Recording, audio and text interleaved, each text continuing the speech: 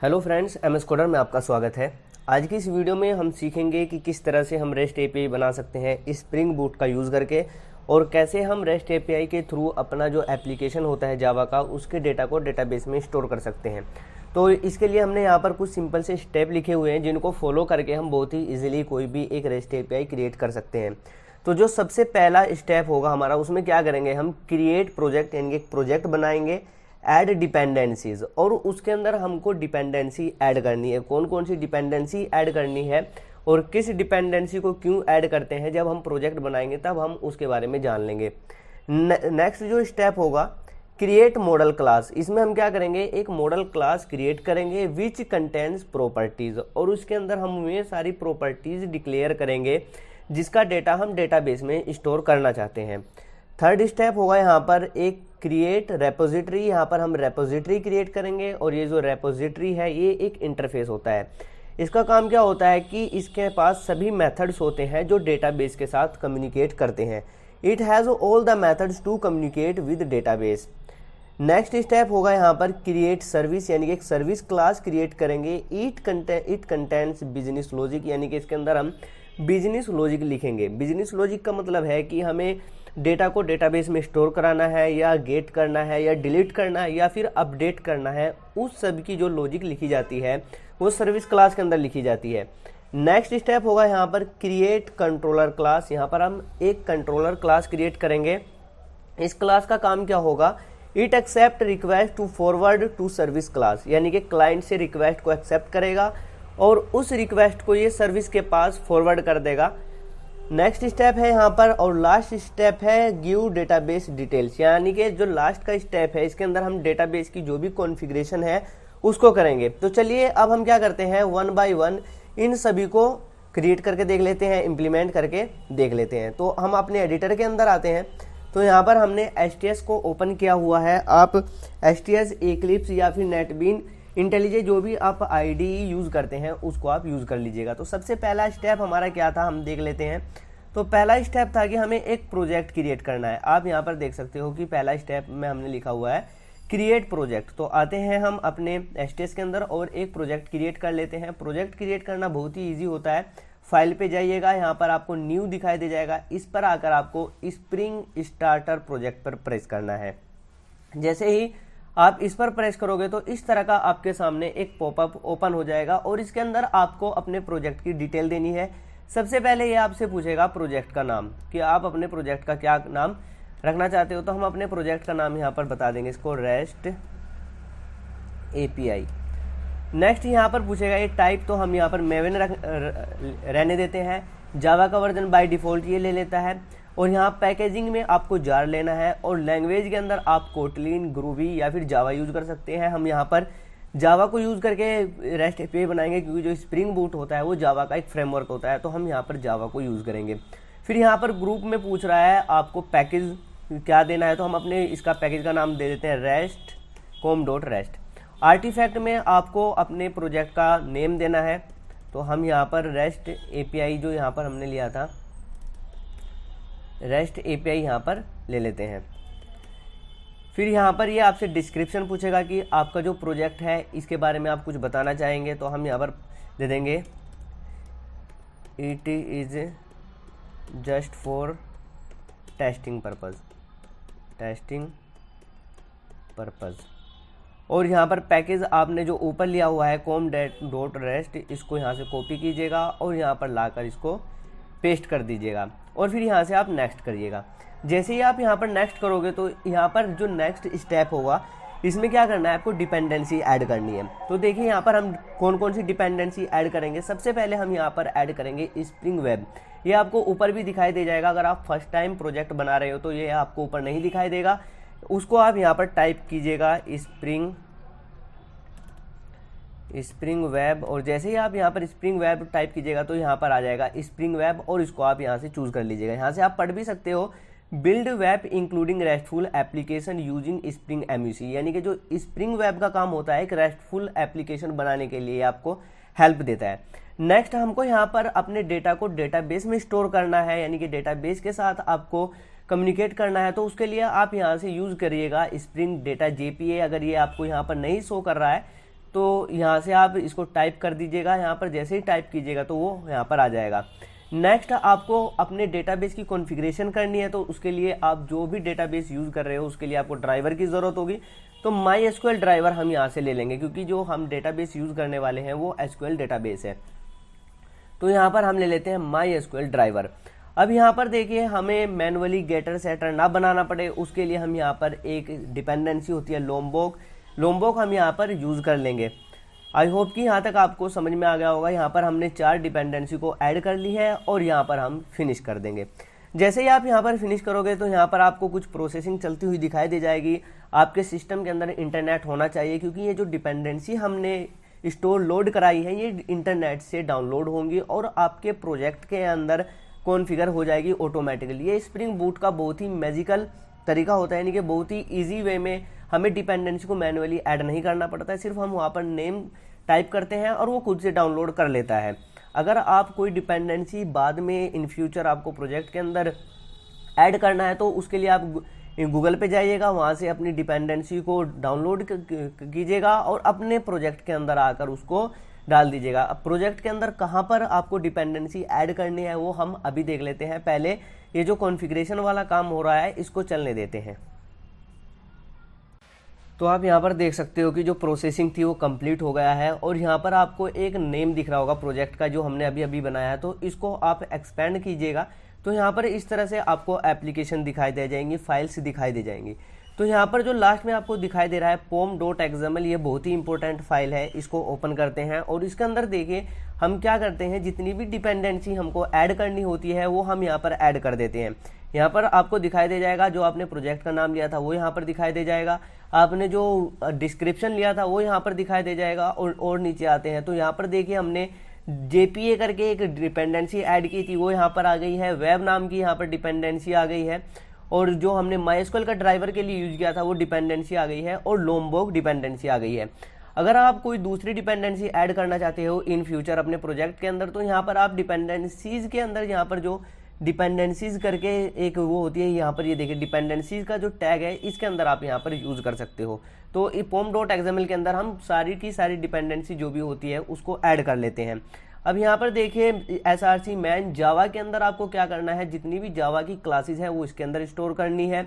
और src man resources के अंदर यहाँ पर application.properties करके आपको एक फाइल दिखाई दे रही होगी, ये बहुत ही इंपॉर्टेंट है। इसका काम क्या होता है, जब हम इसको यूज करेंगे तब हम इसके बारे में जानेंगे। तो यहाँ पर हमारा फर्स्ट स्टेप जो था वो कंप्लीट हो गया है। नेक्स्ट स्टेप हमारा यहाँ पर आप देख सकते हो क्या था, क्रिएट मॉडल क्लास, यानी कि एक मॉडल क्लास क्रिएट करते हैं। तो आते हैं हम अपने STS के अंदर और यहाँ पर आपको com.rest यहाँ पर दिखाई दे रहा है, इस पर आप राइट प्रेस कीजिएगा और यहाँ पर न्यू पर आने के बाद यहाँ पर आप क्लास पर प्रेस कर दीजिएगा। जैसे ही आप क्लास पर प्रेस करोगे तो यहाँ पर इस तरह का पॉपअप आ जाएगा। यहाँ पर हम इसका पैकेज ले लेते हैं मॉडल और इसका क्लास का नाम कुछ भी रख देते हैं, जैसे हम यहाँ पर लेते हैं यूज़र, और यहाँ पर फिर हम फिनिश कर देते हैं। जैसे ही आप फिनिश पर प्रेस करोगे तो यहाँ पर आप देख सकते हो user.java करके यहाँ पर एक क्लास क्रिएट हो गई है और इस क्लास के अंदर हमको क्या करना है, प्रॉपर्टीज़ को डिफाइन करना है। तो यहाँ पर आप देख सकते हो कि कुछ प्रोसेसिंग चल रही है। जैसे ये प्रोसेसिंग कंप्लीट होती है तो यहाँ पर आपको इस तरह से क्लास दिखाई दे जाएगा। इसके फ़ॉन्ट को थोड़ा सा हम बढ़ा लेते हैं। यहाँ पर पब्लिक क्लास यूज़र नाम की एक क्लास बन गई है। तो यहाँ पर हमें प्रॉपर्टीज़ डिफाइन करना है, तो हम डालते हैं प्राइवेट। सबसे पहले हमारे पास एक ID होना चाहिए यूज़र का, तो यहाँ पर इंट ID लेते हैं, एक लेते हैं प्राइवेट स्ट्रिंग नेम, यहाँ पर नेम ले लेते हैं, और एक लेते हैं हम प्राइवेट स्ट्रिंग पास ईमेल ले लेते हैं। तो फिलहाल के लिए हम यहाँ पर 2 ही प्रॉपर्टी ले रहे हैं और इनका जो डेटा होगा ID का, नेम का, ईमेल का, वो हम यूज़र से लेंगे और उसको डेटाबेस में डालेंगे।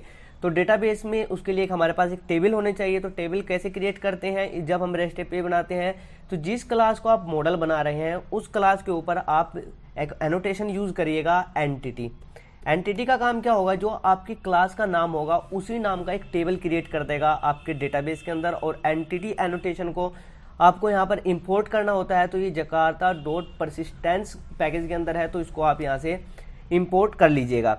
अब यहाँ पर देखिए इनके लिए, इस सब के लिए हमको सेटर गेटर यूज़ करना है। अगर आपके सिस्टम के अंदर लोम्बोक नहीं है तो आप यहाँ पर सोर्स पर आइएगा। सोर्स पर आने के बाद यहाँ पर आप generate getter and setter use पर प्रेस करिएगा, तो यहाँ पर सेटर गेटर जनरेट हो जाएंगे। लेकिन हमने यहाँ पर लोम्बोक नाम का एक डिपेंडेंसी ऐड की हुई थी, तो उसके लिए हम यहाँ पर अगर सेटर नाम का जो एनोटेशन होता है इसको यूज़ करते हैं तो हमें यहाँ पर सेटर गेटर यूज़ नहीं करना पड़ता है, इसीलिए हम यहाँ पर गेटर यूज़ कर लेंगे।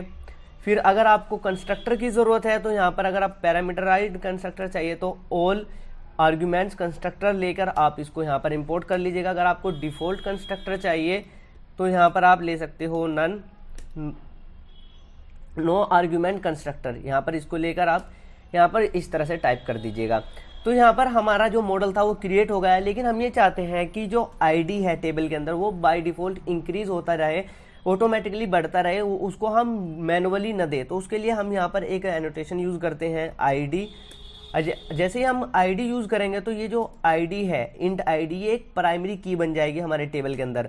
अब इसको हमें क्या करना है, इंक्रीज कराना है। जैसे जैसे डेटाबेस टेबल के अंदर डेटा यूज़र डालता जाएगा उसकी आईडी खुद से इंक्रीमेंट होता जाए, तो उसके लिए हम यूज़ करते हैं जनरेटेड एनोटेशन होता है एक जनरेटेड वैल्यू करके, और इसके अंदर आपको यूज़ करना होता है स्ट्रेटेजी। और ये आईडी कैसे इंक्रीमेंट हो, मतलब सीक्वेंस में, ऑटोमेटिक या आइडेंटिफाई, तो हम यहाँ पर ऑटोमेटिक ले सकते हैं क्योंकि हमें ऑटोमेटिकली इंक्रीज करानी है। तो यहाँ पर हमारा जो दूसरा स्टेप था, दूसरा स्टेप क्या था, एक मॉडल क्लास बनानी थी और उसके अंदर ये सारी प्रॉपर्टीज़ हमको ऐड करनी थी। तो ये हमारा दूसरा स्टेप भी कंप्लीट हो गया है। तो इसको यहाँ से हम यूज़र डॉट क्लास को हटा देते हैं और यहाँ पर देखते हैं थर्ड स्टेप क्या था हमारा, क्रिएट रेपोजिटरी। एक रेपोजिटरी क्रिएट करते हैं। तो आते हैं हम अपने इसके अंदर और इसी तरह पैकेज पर राइट प्रेस कीजिएगा और यहाँ पर अब की बार आपको इंटरफेस बनाना है, क्योंकि जो रेपोजिटरी होता है वो इंटरफेस होता है। तो यहाँ पर हम एक पैकेज ले लेते हैं रेपोजिटरी करके, और यहाँ पर हम इसका रेपोजिटरी का कोई नाम दे देते हैं। जैसे दे देते हैं हम इसका यूज़र रेपोजिटरी, और इसको हम फिनिश कर देते हैं। तो जैसे ही हम यहाँ पर फिनिश पर प्रेस करेंगे तो यहाँ पर आप देख सकते हो बिल्डिंग, यहाँ पर एक प्रोसेसिंग चल रही है। जैसे ही ये प्रोसेसिंग कंप्लीट होती है तो आपका जो हमने अभी रेपोजिटरी बनाया है वो यहाँ पर शो जाएगा। तो आप देख सकते हो कि यहाँ पर public interface repository, user repository आ गया है। तो ये एक सिंपल एक इंटरफेस है। तो हम पहले से ही स्प्रिंग बूट हमें क्या देता है, एक रेपोजिटरी देता है, उसके अंदर सारे मेथड होते हैं, सिर्फ उसको हमें यहाँ पर एक्सटेंड करना होगा, यानी कि इनहेरिट करना होगा।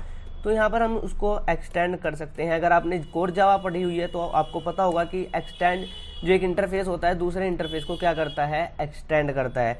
और यहाँ पर है हमारा JPA रेपोजिटरी होती है, एक CRUD रेपोजिटरी होती है। तो हम यहाँ पर JPA रेपोजिटरी को यूज़ करते हैं। ये एक जेनरिक टाइप का होता है, ये दो चीज़ें लेता है। एक तो पहले आपको बताना होगा कि किस क्लास के डेटा को आप डेटाबेस के अंदर स्टोर कराना चाहते हैं। तो आप यहाँ पर देख सकते हो कि यूज़र डॉट क्लास हमने मॉडल क्लास बनाई हुई है, यानी कि एंटिटी क्लास बनाई हुई है। तो इसी के डेटा को डेटाबेस के अंदर स्टोर कराना है। तो यहाँ पर आप अपने क्लास का नाम टाइप कर दीजिएगा। तो मैं यहाँ पर टाइप कर देता हूँ यूज़र, और इसको यहाँ पर आप इंपोर्ट भी करा लीजिएगा। नेक्स्ट थिंग आपको यहाँ पर बताना होगा कि जो आपकी एंटिटी क्लास है उसकी जो आईडी है वो किस टाइप की, यानी कि इंटीजर है, लॉन्ग है, डबल है, क्या है। तो हमने यहाँ पर इंटीजर ली थी तो हम यहाँ पर इंटीजर ले देते हैं। तो आई होप कि यहाँ तक आपको समझ में आ रहा होगा। अगर आप इस वीडियो को लास्ट तक देखेंगे तो रेस्ट एपीआई कैसे क्रिएट करते हैं उससे रिलेटेड आपके सारे डाउट क्लियर हो जाएंगे। अगर आप एक दो बार प्रैक्टिस करोगे तो और अच्छी तरह से आपको समझ में आ जाएगा। तो यूज़र रेपोजिटरी, हमने रेपोजिटरी क्रिएट कर ली है।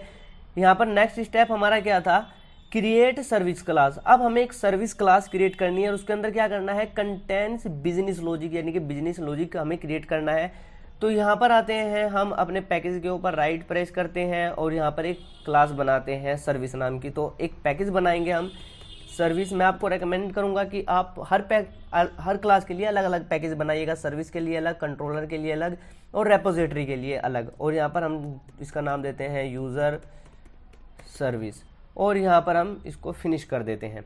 जैसे ही आप फिनिश करोगे तो यहाँ पर एक प्रोसेसिंग स्टार्ट हो जाएगी। जैसे ही ये प्रोसेसिंग कंप्लीट होगी तो आपकी स्क्रीन पर वो क्लास शो होने लग जाएगी जिस क्लास को अभी अभी आपने क्रिएट किया था। तो यहाँ पर दिखाई दे रहा होगा आपको पब्लिक क्लास यूजर सर्विस, तो एक सर्विस क्लास बन गई है।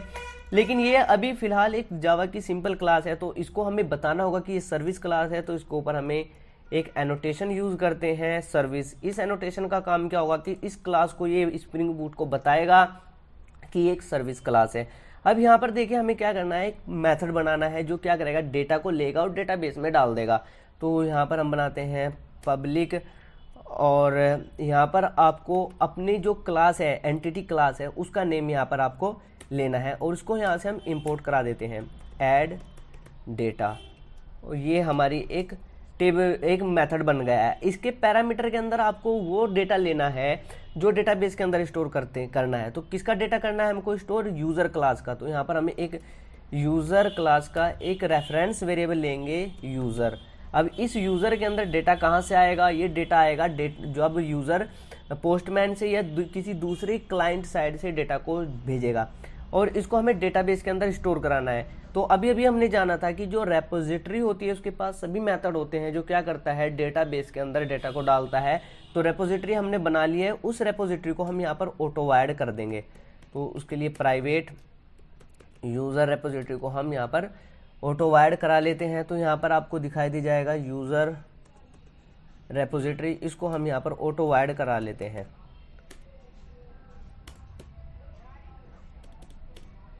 और इसके ऊपर हम एक एनोटेशन यूज़ करते हैं ऑटो ऐड। ऑटो ऐड का काम क्या होगा कि रन टाइम पे जो ये है यूज़र रेपोजिटरी, इसका जो रेफरेंस वेरिएबल होता है, यानी कि ऑब्जेक्ट होता है, वो हमको यहाँ पर ये दे देगा। इसके पास एक मेथड होता है दिस डॉट यूज़र रेपोजिटरी लेंगे हमने यहाँ पर क्या किया, दिस और ये यूज़र रेपोजिटरी। इसके पास बहुत सारे मेथड होते हैं। देखिए हमें डेटाबेस में डेटा को सेव कराना है यानी कि स्टोर कराना है, तो उसके लिए इसके पास एक मेथड होता है सेव, और इस सेव के अंदर हम वो डेटा डाल देंगे जो डेटाबेस के अंदर स्टोर कराना है। तो यहाँ पर देखिए यूज़र के अंदर जो डेटा है उसको हम यहाँ पर डाल देंगे यूज़र को। तो ये यूज़र को क्या करेगा, डेटाबेस के अंदर स्टोर करा देगा और यहाँ से जो भी ये रिटर्न करेगा उसको हम इस मेथड से रिटर्न करा देंगे। आई होप कि यहाँ तक आपको समझ में आ गया होगा। यहाँ पर हमने क्या किया, सर्विस क्लास बनाई, उसके अंदर रेपोजिटरी को ऑटो ऐड किया और रेपोजिटरी से हमने सेव मेथड को कॉल कराया और इसके अंदर ये यूज़र हमने पास कर दिया। अब बढ़ते हैं हम अपने नेक्स्ट स्टेप की तरफ। तो यहाँ पर आते हैं, देखते हैं नेक्स्ट स्टेप क्या था, क्रिएट कंट्रोलर क्लास। एक कंट्रोलर क्लास क्रिएट करेंगे जिसका काम क्या होगा, इट एक्सेप्ट रिक्वेस्ट, यानी कि रिक्वेस्ट एक्सेप्ट करता है और सर्विस के पास सेंड कर देता है। तो आते हैं हम यहाँ पर इसी पैकेज के ऊपर और एज यूजुअल राइट प्रेस करके हम यहाँ पर एक क्लास बना लेते हैं और ये हमारी एक कंट्रोलर क्लास होगी। तो यहाँ पर हम पैकेज बना देते हैं इसका कंट्रोलर और यहाँ पर हम इसका नाम दे देते हैं कुछ भी, यूज़र कंट्रोलर और इसको हम यहाँ पर फिनिश कर देते हैं। जैसे ही आप यहाँ पर फिनिश करोगे तो यहाँ पर आपको दिखाई दे जाएगा यूज़र कंट्रोलर क्लास क्रिएट हो गई है और यहाँ पर एक प्रोसेसिंग चल रही है। जैसे ही ये प्रोसेसिंग कंप्लीट होगी तो आपकी स्क्रीन पर एक क्लास दिखाई दे जाएगा। तो यहाँ पर आप देख सकते हो एक क्लास क्रिएट हो गई है। अब इस क्लास को हमें क्या करना है, कंट्रोलर बनाना है। तो कैसे बताएंगे हम स्प्रिंग बूट को कि ये कंट्रोलर की क्लास है, तो उसके ऊपर आप एनोटेशन यूज़ कीजिएगा रेस्ट कंट्रोलर। इस रेस्ट कंट्रोलर की हेल्प से इसका काम क्या होगा कि हम दूसरे जो एप्लीकेशन है यानी कि पोस्टमैन या जहाँ से हम इसको टेस्ट कर सकते हैं। अब यहाँ पर हम इसको एक URL देंगे ताकि यूज़र उस URL को फायर करे और इसको एक्सेस कर सके। तो उसके लिए हम यूज़ करते हैं रिक्वेस्ट मैपिंग और इस रिक्वेस्ट मैपिंग के अंदर आप कुछ भी एक URL दे सकते हो, जैसे हम दे देंगे मैपिंग। अब यहाँ पर आते हैं यहाँ पर हम एक मेथड बनाते हैं, जैसे हमने बनाया पब्लिक और यहाँ पर रिटर्न टाइप में आपको जो आपकी एंटिटी क्लास का नाम था वो देना है। इसको यहाँ से आप ऑटो ऐड कर दीजिएगा, सॉरी यहाँ पर इंपोर्ट करा लीजिएगा और यहाँ पर दे देते हैं हम मेथड का नाम सेव डेटा। ये हमारा एक मेथड बनकर तैयार हो गया है। अब यहाँ पर देखिए इस मेथड के अंदर वो डेटा आएगा जो यूज़र पोस्टमैन से भेजेगा। तो उसको रिसीव कराने के लिए एक एनोटेशन होता है, यानी कि उसको एक्सेप्ट करने के लिए रिक्वेस्ट बॉडी। इस रिक्वेस्ट बॉडी का काम क्या होगा, डेटा को लेगा यानी कि ऑब्जेक्ट को लेगा और उसको यूज़र नाम का जो एक क्लास है उसके यूज़र में पास कर देगा। आई होप कि यहाँ तक आ गया है आपको समझ में। इस यूज़र के अंदर वो डेटा आ गया है जो डेटा यूज़र सेंड कर रहा है पोस्टमैन से।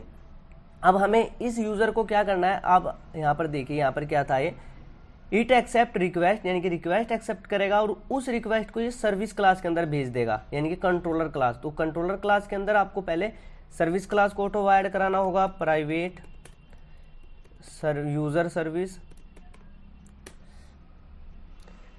और यहाँ पर हम इसका एक रेफरेंस वेरिएबल बना लेते हैं यूज़र सर्विस करके और इसके ऊपर हम ऑटो ऐड कर देते हैं ताकि रन टाइम पे हमें इसका ऑब्जेक्ट मिल सके।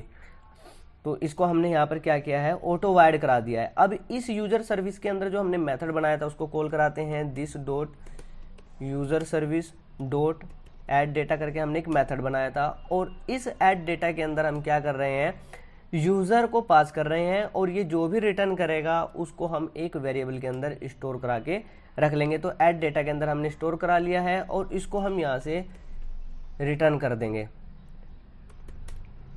ऐड डेटा को हम यहाँ से रिटर्न कर देते हैं। आई होप कि यहाँ तक आपको समझ में आ गया होगा। तो ये एक सिंपल एक क्या है, एक मेथड है। इस मेथड का काम क्या होगा, यूज़र जो डेटा सेंड कर रहा है उसको लेना है और डेटा बेस यानी कि सर्विस क्लास के अंदर सेंड कर देना है। तो यहाँ पर देखिए हमारे पास बहुत सारे एनोटेशन होते हैं। अगर आप डेटाबेस के अंदर कुछ स्टोर करके रखना चाहते हो तो उसके लिए होता है एक पोस्ट मैपिंग। तो ये पोस्ट मैपिंग का काम क्या होगा, जब आप डेटाबेस के अंदर डेटा को स्टोर कराओगे तो उसके लिए आप यूज़ करोगे पोस्ट मैपिंग। और यहाँ पर आप कुछ भी एक यूआरएल दे दीजिएगा। तो यहाँ पर हमने क्या किया है, एक कंट्रोलर क्लास बनाई, उसके अंदर सर्विस को ऑटो ऐड किया और सर्विस के अंदर जो डेटा ऐड डेटा मेथड बनाया था उसके अंदर हमने इस यूज़र को पास कर दिया ताकि ये सर्विस क्लास के अंदर जो ऐड डेटा है उसको डेटाबेस के अंदर स्टोर करा के रख दे। आई होप कि यहाँ तक आपको समझ में आ गया होगा। अब आते हैं हम नेक्स्ट स्टेप की तरफ, जो कि शायद हमारा लास्ट स्टेप है। यहाँ पर देखिए गिव डेटाबेस डिटेल। अब आपको अपनी डेटाबेस की डिटेल देनी है कि आपका डेटाबेस का नाम क्या है, ड्राइवर क्या है, पासवर्ड क्या है। तो उसके लिए पहले से ही हमने क्या किया हुआ है कि जो हमारे डेटाबेस की इन्फॉर्मेशन है उसको यहाँ पर टाइप करके रखा हुआ है। इसको यहाँ से हम कॉपी करते हैं और कॉपी करने के बाद आते हैं अपने एचटीएस के अंदर और वहाँ पर इसको पेस्ट कर देते हैं। तो पेस्ट कहाँ पर करना है आपको, एसआरसी मैन रिसोर्सेज के अंदर यहाँ पर आपको दिखाई दे जाएगा एप्लीकेशन डॉट प्रॉपर्टीज।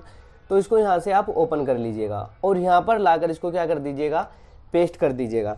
तो जैसे ही आप यहाँ पर पेस्ट करोगे इसको तो यहाँ पर आपकी जो डेटाबेस की पूरी इन्फॉर्मेशन है वो यहाँ पर आ जाएगी। तो सबसे पहले है यहाँ पर ड्राइवर क्लास नेम। तो यहाँ पर हम MySQL जो हमारा डेटाबेस है उसको यूज़ कर रहे हैं तो उसका ये ड्राइवर होता है। आप इसको गूगल से भी एक्सप्लोर कर सकते हो। सेकंड है यहाँ पर URL, यानी कि जो आपका डेटाबेस का जो URL है वो यहाँ पर आप दोगे। URL में क्या होगा, JDBC MySQL लोकल होस्ट और यहाँ पर ये इसका पोर्ट नंबर होता है लोकल होस्ट का, बाय डिफॉल्ट 3306 होता है। और यहाँ पर आपको देना है अपने डेटाबेस का नाम। तो यहाँ पर हम अपने डेटाबेस का नाम दे देते हैं रेस्ट, जो कि अभी हम बनाएंगे अपने MySQL वर्कबेंच के अंदर जाकर। फिर आपको यूज़र नेम देना है, पासवर्ड देना है। जो यूज़र नेम पासवर्ड होता है वो बाय डिफॉल्ट रूट होता है, अगर आपने चेंज किया हुआ है तो वो यहाँ पर दे दीजिएगा। फिर आपको हाइबरनेट की कॉन्फ़िगरेशन करनी है जिसमें आपको DDL ऑटो को या तो अपडेट करना है या क्रिएट करना है। अगर आप यहाँ पर इसको अपडेट को हटाकर क्रिएट कर देते हो तो यहाँ पर क्या होगा कि जितनी बार भी आपका प्रोजेक्ट रन होगा उतनी ही बार आपके डेटाबेस के अंदर टेबल क्रिएट की जाएंगी। अगर आप यहाँ पर अपडेट करते हो तो क्या होगा कि जैसे ही आपका प्रोजेक्ट रन होगा तो अगर माय डेटाबेस के अंदर आपकी टेबल बनी हुई है तो ये उसको अपडेट कर देगा, अगर नहीं बनी हुई है तो ये उसको क्या करेगा, क्रिएट कर देगा। सो एसक्यूएल क्वेरी क्या करेगा, इसको आप ट्रू कर सकते हो, फॉल्स कर सकते हो। अगर आप इसको आप ये चाहते हो कि जैसे ही मेरा प्रोजेक्ट रन हो तो उसके जो हाइबरनेट क्वेरीज है, एसक्यूएल की जो क्वेरीज है वो देखनी है मुझे, तो उसके लिए आप यहाँ पर इसको ट्रू करोगे और यहाँ पर आप डायलेक्ट बताओगे कि आपका डायलेक्ट क्या है। अगर आप इसको डायलेक्ट को स्किप करना चाहते हो तो स्किप कर सकते हो, कोई इशू नहीं होगा। तो इसको हम यहाँ से सेव कर लेते हैं। सेव करने के बाद रेस्ट एपीआई अपने प्रोजेक्ट पर आइएगा, राइट प्रेस कीजिएगा और राइट प्रेस करने के बाद आपके सामने इस तरह से एक ओपन हो जाएगा और यहाँ पर आपको रन एज पर आना है और स्प्रिंग बूट पर प्रेस कर देना है। तो यहाँ से आपका प्रोजेक्ट क्या होगा, रन होने लग जाएगा। अगर प्रोजेक्ट के अंदर कोई भी एरर नहीं आती है तो हम इसको टेस्ट करेंगे पोस्टमैन के थ्रू। अगर कोई एरर आ जाती है तो उसको हम सॉर्ट आउट करेंगे। तो यहाँ पर ये थोड़ा टाइम लेगा रन होने के लिए। तो जैसे ही ये कंप्लीट, इसका कंपाइलेशन कंप्लीट हो जाता है तो हम इसको टेस्ट करेंगे। तो आप यहाँ पर देख सकते हो कि जो रन वाली प्रोसेसिंग है वो स्टार्ट हो गई है, इसको हम रन होने देते हैं। अगर इसके अंदर कोई भी एरर आती है तो उसको एरर को सॉर्ट आउट करेंगे और फिर इसको पोस्टमैन से टेस्ट भी करके देखेंगे। तो यहाँ पर आप देख सकते हो कि इसकी जो रनिंग प्रोसेसिंग है वो चल रही है। तो यहाँ पर इसमें कुछ एरर आ गया है, तो चलिए इस एरर को भी देखते हैं कि ये एरर क्यों आई है। अननोन डेटाबेस रेस्ट, देखिए यहाँ पर हमने क्या दिया है, डेटाबेस का नाम दिया है, लेकिन ये डेटाबेस इसको मिल नहीं रहा है। तो चलिए पहले हम डेटाबेस को क्रिएट कर लेते हैं। तो आप अपने MySQL का जो वर्क बेंच होता है, UI होता है, उसको ओपन कर लीजिएगा और यहाँ पर हम एक डेटाबेस क्रिएट कर लेते हैं। तो डेटाबेस को क्रिएट करना बहुत ईजी होता है। इसका कमांड होता है क्रिएट डेटाबेस, और जो आपने वहाँ पर नाम दिया था वो यहाँ पर आप नाम दे दीजिएगा रेस्ट, और फिर आप इसको फायर अप कर दीजिएगा। तो यहाँ पर आप जैसे ही फ्रेश करोगे तो यहाँ पर आपको रेस्ट दिखाई दे जाएगा, यानी कि डेटाबेस क्रिएट हो गया है। फिर से आते हैं हम अपने HTS के अंदर और इसको दोबारा से क्या करते हैं, रन करते हैं। तो आई होप कि अब की बार इसमें कोई भी एरर नहीं आनी चाहिए, क्योंकि इसमें एरर इसलिए आई थी कि हमने यहाँ पर डेटाबेस का नेम मेंशन कर दिया था, लेकिन ये डेटाबेस इसको मिल नहीं रहा था, तो इसीलिए ये यहाँ पर एरर थ्रो कर रहा था। तो अब इसको रन होने देते हैं। अगर ये सक्सेसफुल रन हो जाता है तो हम पोस्टमैन से इसको टेस्ट करेंगे कि हमारा जो डेटाबेस है, जो डेटा है वो डेटाबेस तक जा रहा है या नहीं जा रहा है। अगर इसमें फिर से कोई प्रॉब्लम आती है, एरर आती है, तो उसको हम सॉर्ट आउट करेंगे। तो इसको हम कंपाइल होने देते हैं। देख सकते हो कि इसका जो कंपाइलेशन है वो सक्सेसफुली कंप्लीट हो गया है। यहाँ पर आपको स्टार्टेड दिखाई दे रहा है, और अगर आप थोड़ा सा ऊपर देखोगे तो यहाँ पर क्रिएट टेबल, यानी कि टेबल को क्रिएट करने का एक जो कमांड होता है वो यहाँ पर फायर हुआ है। तो चलिए हम चलते हैं अपने डेटाबेस के अंदर और यहाँ पर चेक करते हैं कि टेबल बनी है या नहीं बनी है। तो यहाँ पर आप इसको रेस्ट को ऐसे एक्सटेंड कीजिएगा, और यहाँ पर आप देख सकते हो कि 2 टेबल क्रिएट हुई है, एक यूजर नाम की जिसके अंदर हमें डेटा को स्टोर करके रखना है, और यहाँ पर देखिए आईडी आया है, ईमेल आया है और नेम आया है। इसको हम थोड़ा सा इस तरफ से ऐसे एक्सटेंड कर लेते हैं ताकि आपको ये इजीली दिखाई दे जाए। चलिए अब हम इसको पोस्टमैन के थ्रू भी टेस्ट कर लेते हैं। तो पोस्टमैन ओपन कर लीजिएगा। अगर पोस्टमैन आपके सिस्टम के अंदर इंस्टॉल नहीं है तो यहाँ पर आप इंस्टॉल कर लीजिएगा। तो यहाँ पर आपको ये दिखाई दे रहा है एंटर यूआरएल, यहाँ पर आपको यूआरएल देना है। देखिए यूआरएल क्या होगा इसका, http://